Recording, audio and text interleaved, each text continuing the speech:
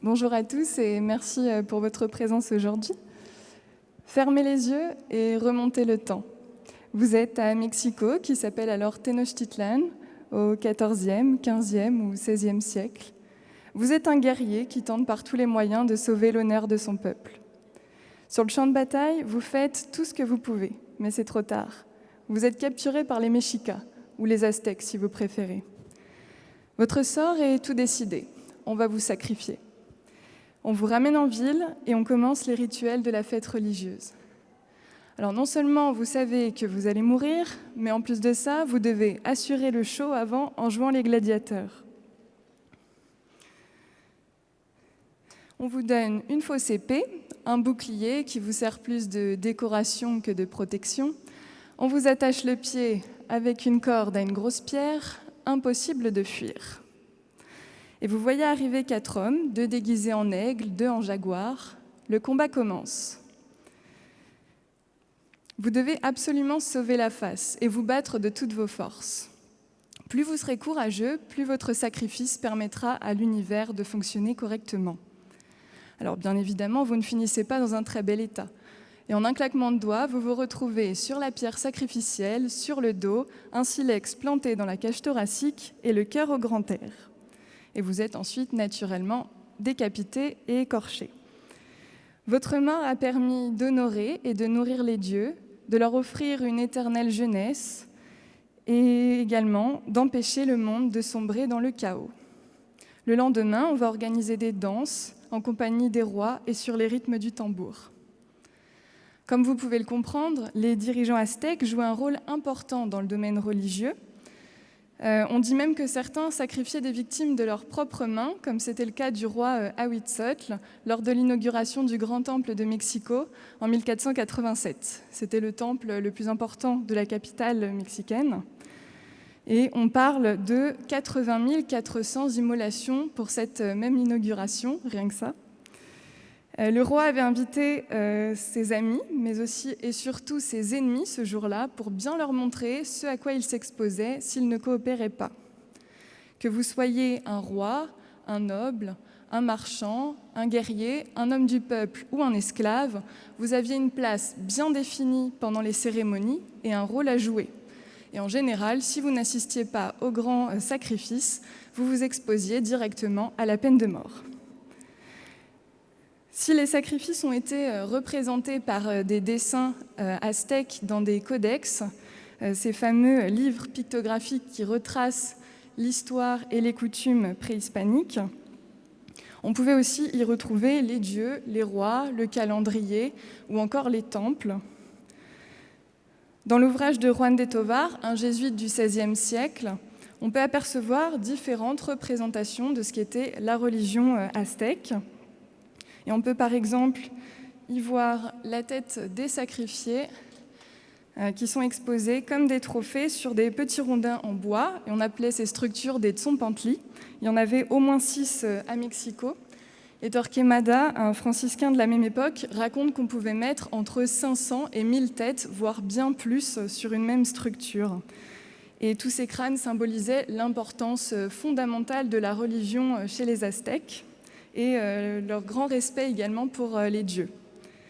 Et en parlant des dieux, Tovar nous montre également les différents personnages qui pouvaient les représenter tout au long des 18 fêtes religieuses de l'année. Donc il y avait 18 fêtes dans l'année puisqu'il y avait 18 mois, chaque fête durait un mois. Les mythes occupent aussi une place essentielle chez les Aztèques, chez les Mexicas, puisqu'ils vont être une vraie source d'inspiration pour eux et ils vont être constamment réactualisés. Et étant donné que c'est un peuple polythéiste, ils ont un très grand nombre de dieux, et on parle même de 2000 dieux, qui ont des noms qui peuvent être quasi imprononçables pour le commun des mortels, comme par exemple Huitzilopochtli, Quetzalcoatl, Coatlicue, Tezcatlipoca, Xiuhtecuhtli et bien d'autres. Et aujourd'hui, on va s'arrêter sur Mixcoatl, qui est le dieu de la chasse, qui a revêtu ses plus beaux vêtements de chasseur pour l'occasion. Pendant la fête de Quecholi qui lui est dédiée, on va jeûner, on va fabriquer des flèches, s'entraîner à manier l'arc et enfin partir à la chasse. Et le 20e jour de cette fête, donc vous voyez que la fiesta, ça dure longtemps chez les Aztèques, on va organiser des grands sacrifices.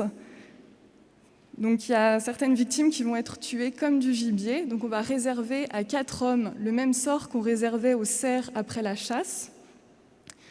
Il y a d'autres fêtes qui sont destinées exclusivement aux récoltes et au maïs, qui était l'aliment star chez les Aztèques. Celle d'Oxpanistli, par exemple, elle va être dédiée aux déesses de la terre, du maïs et de l'eau. Donc avant de commencer les hostilités, on va boire, manger, danser. Et puis ensuite, on va sacrifier Tosi, qui était la déesse de la terre, et on va prélever un morceau de peau sur sa cuisse qu'on va utiliser comme masque pour le visage du dieu du maïs. Donc lui, il va continuer à assister aux différentes cérémonies religieuses de la fête d'Oxpanistli avec un morceau de peau de son ami sur le visage. Et pendant cette célébration du maïs, ce qui est important, c'est de balayer le temple avec grand soin. Et c'est d'ailleurs le balai qui va représenter sur le codex Ramirez cette fête d'Oxpanistli. Les 18 fêtes qui étaient ponctuées de sacrifices religieux étaient organisées et dirigées en partie par les prêtres. Il y avait plusieurs types de prêtres et leurs noms changeaient en fonction de leur rôle. On appelait par exemple le papa le plus important, celui qui était chargé d'arracher les cœurs. Et selon Torquemada, et selon lui, en tout cas pas selon Tovar, mais il pouvait manger ces cœurs-là. Ces prêtres doivent aussi faire preuve d'une organisation sans faille, puisqu'il y a, comme je vous l'ai dit, 18 fêtes religieuses au cours de l'année, donc il n'y avait pas de place pour l'imprévu. Ces prêtres avaient un look assez particulier. Ils s'enduisaient régulièrement le corps de peinture noire et ils avaient les cheveux très longs, davantage d'ailleurs que sur le codex à l'écran. Donc ils avaient les cheveux pas lavés, pas coiffés, donc rien à voir avec les prêtres que vous pouvez connaître éventuellement. Torquemada nous dit d'ailleurs qu'il les trouve laids, et c'est le mot qu'il emploie dans ses écrits. Et ces prêtres, ils sont responsables des nombreux temples de la ville où ils vont aller faire très régulièrement des offrandes. Alors ils peuvent offrir par exemple de l'encens, ils peuvent offrir des denrées comestibles ou encore du sang qu'ils vont s'extraire de leur propre corps, donc dans des autosacrifices.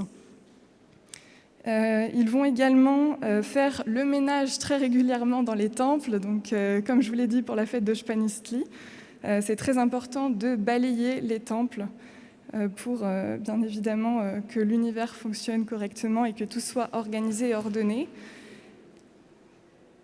Ces temples étaient également très importants puisque c'est là qu'on va mettre à mort un grand nombre de victimes sacrificielles, généralement au sommet du temple, et puis ensuite on va jeter les corps dans les escaliers et ils vont dégringoler jusqu'en bas des marches en laissant sur leur passage une belle traînée de sang. Et rien qu'à Mexico, Sahagún, un franciscain de la même époque, a dit qu'il y avait environ 78 édifices religieux différents, ce qui peut sembler absolument énorme pour une seule ville à cette époque. Donc vous imaginez bien que lorsque les Espagnols sont arrivés pour conquérir le territoire, ils ont été confrontés à toutes ces nouveautés. Certains ont détruit les temples, tenté de baptiser les Indiens ou de s'approprier le territoire. D'autres encore ont été blessés pendant les combats et leurs têtes exposées elles aussi sur des petits rondins en bois. D'autres ont négocié avec les Indiens et tenté de retracer leur histoire. Donc pour cela, ils ont travaillé en collaboration avec les Indiens. Ils ont consulté, voire élaboré différents codex, donc codex les peintures que vous avez à l'écran, pour pouvoir tisser progressivement le passé aztèque et la mémoire aztèque. Et leur désir, donc qu'ils se sentent proches ou non des Indiens, leur désir c'était d'éradiquer la religion qu'ils considéraient comme étant diabolique. Donc tous ces écrits nous ont laissé c'est des sources qui nous permettent aujourd'hui de connaître beaucoup mieux la religion mexica. Je vous remercie pour votre attention.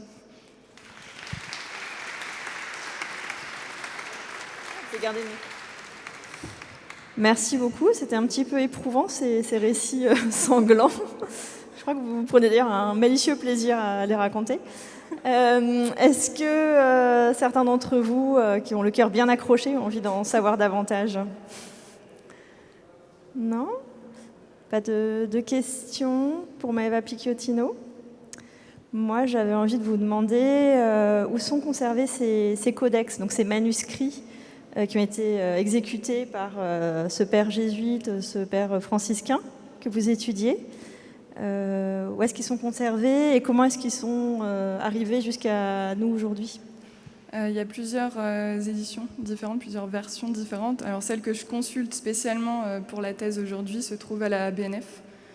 Voilà, donc je me baserai... À quelques pas d'ici. Voilà, exactement. Je vais me baser sur trois principalement. Donc du côté Torquemada, principalement sur le codex de Florence, donc qui vient de Sahagún. Également sur le codex Ramirez de Juan de Tovar, enfin, qui a été attribué à Juan de Tovar. Et sur les dessins, donc celui qui est à l'écran par exemple, il se trouve dans le manuscrit Tovar. Très bien. Oui, alors je vous écoute et je vais répéter votre question. Pardon. Je voulais savoir quelle était la relation entre les gens qui venaient et qui décrivaient ces événements et puis les habitants qui vivaient... Alors voilà, c'est la question sur le lien entre cette population locale et les voyageurs qui les rencontrent. Comment s'établit ce lien et de quel type de lien s'agit-il? C'est ça? Oui, parfaitement. Alors les deux auteurs dont j'ai parlé aujourd'hui, ils se situent au fin XVIe siècle, début XVIIe. Donc là, ça fait déjà de nombreuses années que les Espagnols sont arrivés pour conquérir le territoire, donc les sacrifices n'existent plus. Ils ont pris donc, ces informations soit d'informateurs locaux, donc les personnes les plus âgées qui connaissaient bien toutes ces informations-là, mais ils ont aussi utilisé donc, les codex que je vous ai montrés aujourd'hui et les écrits des premiers missionnaires, notamment franciscains, qui sont arrivés au début de la conquête espagnole. Alors, je vais m'approcher de vous pour entendre votre question. Il y a une autre question un peu plus loin.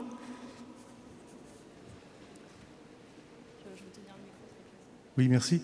Est-ce que les 18 fêtes annuelles correspondaient à des moments qui correspondent par exemple à des solstices ou des fêtes lunaires voilà. Oui, enfin, il y a une polémique plutôt sur ce sujet, mais en général, ce qu'on a tendance à dire, oui, c'est que au moment des récoltes, par exemple, il y avait une fête, au moment des moissons, au moment, voilà, donc aux différents moments pour justement faire perdurer l'ordre du monde, éviter le chaos justement et permettre par exemple de demander au dieu de la pluie la pluie justement pour toutes les récoltes puisque c'était une population qui était notamment agricole. Donc tout ça est en lien avec bien évidemment oui, l'agriculture aussi. Est-ce que vous avez d'autres interrogations ? Moi, j'aimerais qu'on revienne peut-être sur le symbolisme du cannibalisme, parce que vous avez été très explicite et en même temps, vous n'êtes peut-être pas rentré sur ce que... En même temps, je n'ai pas tout voilà, dit. Non. Ça. Et je pense que c'est intéressant de l'expliquer. Je ne suis pas rentrée dans les banquets cannibales, non. Non, après les sacrifices, en général, oui, on découpait donc les corps. Donc le cœur était prélevé pour les dieux. On réservait aussi une cuisse pour le roi. Et les corps étaient ramenés dans la maison des sacrifiants. Donc les sacrifiants, c'est ceux qui donnaient l'esclave, par exemple, si c'était un esclave qui était sacrifié en sacrifice. Et on faisait des banquets avec les parties du corps qui restaient. Voilà, mais donc il ne s'agit pas seulement de consommer la chair, il y a une dimension religieuse, symbolique à travers la consommation, bien évidemment, oui. Alors, est-ce que vous avez une dernière question, ou même plusieurs? Ou est-ce que votre curiosité sur la religion mexica est satisfaite? Très bien.